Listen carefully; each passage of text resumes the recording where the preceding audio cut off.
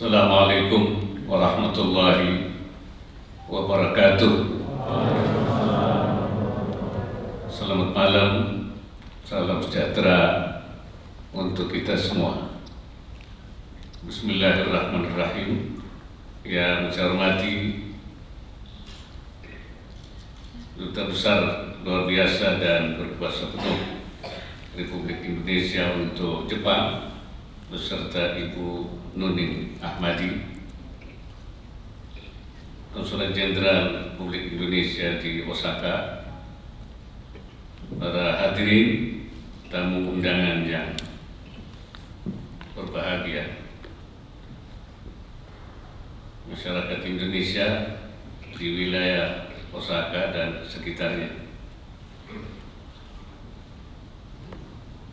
Saya merasa bersyukur pada Allah Subhanahu wa Ta'ala karena malam ini berkat kurnianya kita bisa berkumpul bertemu dengan Bapak Ibu sekalian masyarakat Indonesia di Jepang. Hadirin yang saya hormati, sejarah Indonesia mencatat peran krusial pemuda dalam upaya merebut kemerdekaan dan mengisi pembangunan.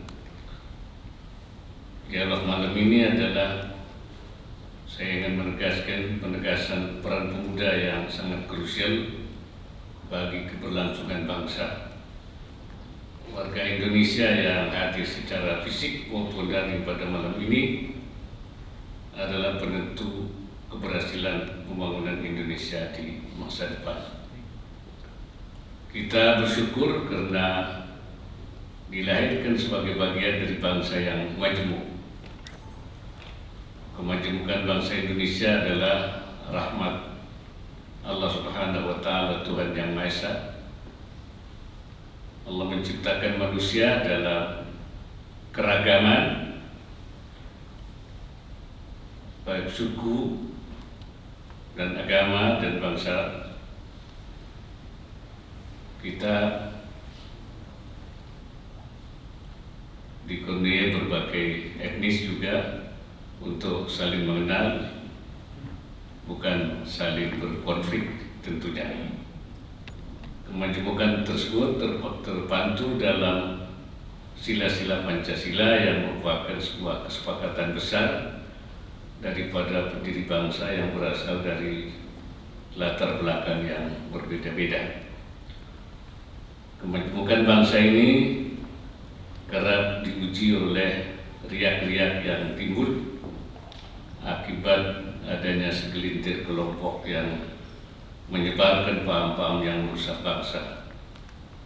Paham ekstrim dari tingkat yang rendah hingga tingkat yang berbasis kekerasan semakin mudah menyebar di tengah umat berkat teknologi informasi. Umat yang awam akan ilmu agama akan mudah terpengaruh oleh ajakan-ajakan yang mengarah pada gerakan ekstrim, bahkan kepada gerakan radikal terorisme. Kita sudah terikat dengan identitas kolektif kebangsaan yang ditetapkan bersama oleh Founding Fathers. Meskipun demikian, tetap dibutuhkan untuk memperkokoh identitas tersebut sehingga tidak luntur digerus perubahan dan tantangan zaman. Dialog kebangsaan ini menjadi salah satu ikhtiar kita untuk merawat ikatan kebangsaan itu dimanapun kita berada. Hadirin yang berbahagia, Jepang sendiri menarasikan konsep masyarakat masa depan sebagai masyarakat 5.0, yaitu masyarakat baru dengan memanfaatkan inovasi dan transformasi digital dengan sebaik-baiknya. Konsep masyarakat 5.0 itu dipandang sebagai konsep komprehensif untuk memecahkan berbagai masalah sosial dengan mengubah kondisi masyarakat melalui transformasi digital.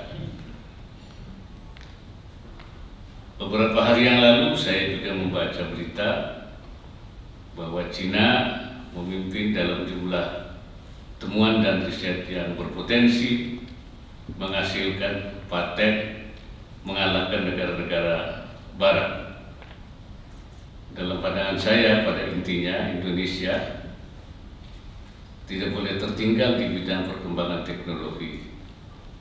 Saya berharap masyarakat Indonesia, apalagi yang berkesempatan untuk belajar di luar negeri, termasuk di Jepang ini, terus giat memperdalam pengetahuan demi kemajuan Ibu Pertiwi.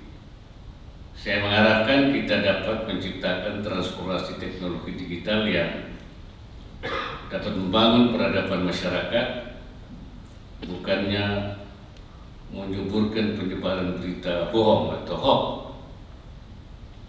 dan penyebaran fitnah, paham ekstremisme maupun juga hasutan-hasutan terorisme. Hadirin yang saya hormati,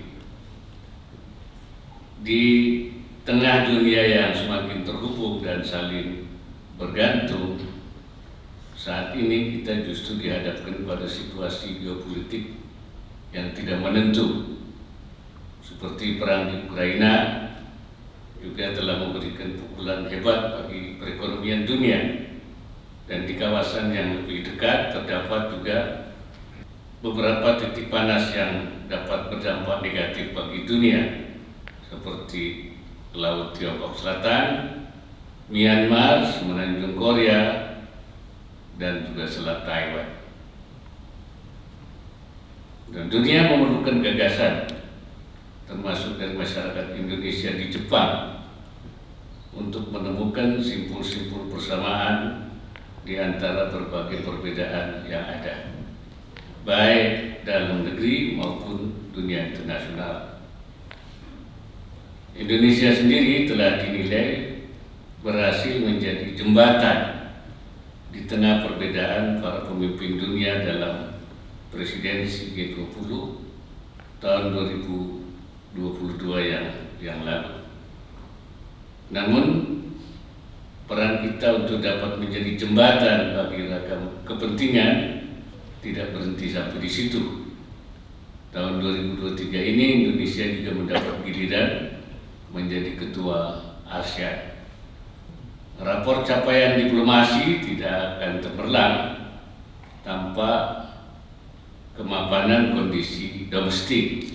Disinilah peran masyarakat Indonesia di luar negeri menjadi sangat strategis untuk menjadi duta-duta bangsa Indonesia dalam menyampaikan perkembangan yang terjadi di Indonesia saat ini.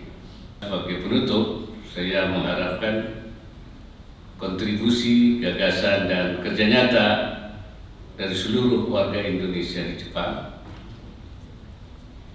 Ulasan sejarah mulai dari kemerdekaan Indonesia, pengisian kemerdekaan, sampai pada terwujudnya Indonesia Emas 2045 menuntut bangunan pemikiran dan karya nyata dari seluruh warga negara Indonesia yang ada di dalam maupun di luar negeri. Saya juga meminta kepada seluruh masyarakat Indonesia di Jepang untuk terus menjaga harmoni dan kerukunan sesama saudara sebangsa, harus saling menjaga dan saling membantu, khususnya saat terjadi kesulitan yang dihadapi. Pada kantor perwakilan RI di luar negeri, saya minta supaya melakukan kerja terbaik untuk melindungi warga negara Indonesia.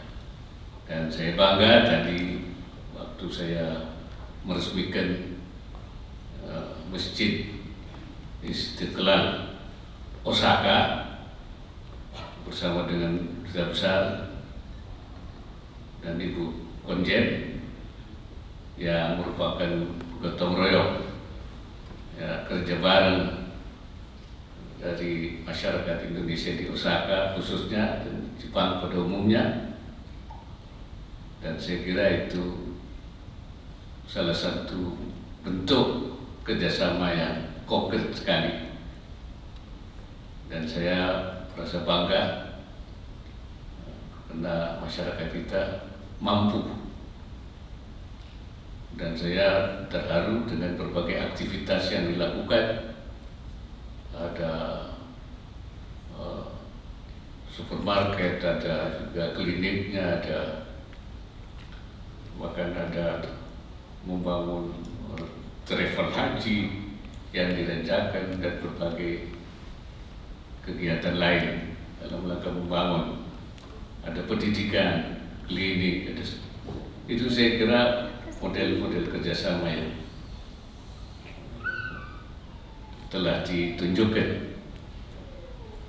Jadi saya merasa senang sekali, ya, di samping prestasinya, wujud kerjasamanya, tapi juga kekompakannya, ya, dan gotong royongnya yang memang merupakan watak yang dimiliki oleh orang Indonesia. Ya, bahasa agamanya namanya prinsip ta'awun, saling membantu dalam kebaikan. Memang itu perintah agama, wa ta'awanu 'alal birri wat taqwa, saling membantulah kan, dalam kebaikan dan ketakwaan. Jadi saya pikir dalam hal yang lebih besar lagi, yaitu kita membantu dalam rangka membangun Indonesia maju ke depan. Ya, kita menghadapi keinginan untuk Indonesia emas di 2045, 100 tahun Indonesia, kita sudah menjadi negara yang bisa take off untuk menjadi negara yang maju. Itu diperlukan kerjasama seluruh komponen bangsa, baik yang ada di dalam negeri maupun di luar negeri, apalagi saudara-saudara yang memiliki pendidikan tinggi, ya, dan ini Indonesia sangat mengharapkan, ya, kontribusi daripada saudara-saudara baik yang sudah kembali ke Indonesia maupun juga yang masih ada di Jepang. Itulah malam ini saya pikir buat saya ini satu rahmat, bisa bersilaturahim, bisa berkomunikasi, bisa bertatap muka. Mudah-mudahan ini akan membawa manfaat di dalam kita mengabdi untuk bangsa dan negara. Barangkali itu yang dapat saya sampaikan. Akhirnya kami ucapkan terima kasih kepada Duta Besar, kepada Ibu Konjen, kepada saudara-saudara semua yang hadir pada malam ini. Wassalamualaikum warahmatullahi wabarakatuh.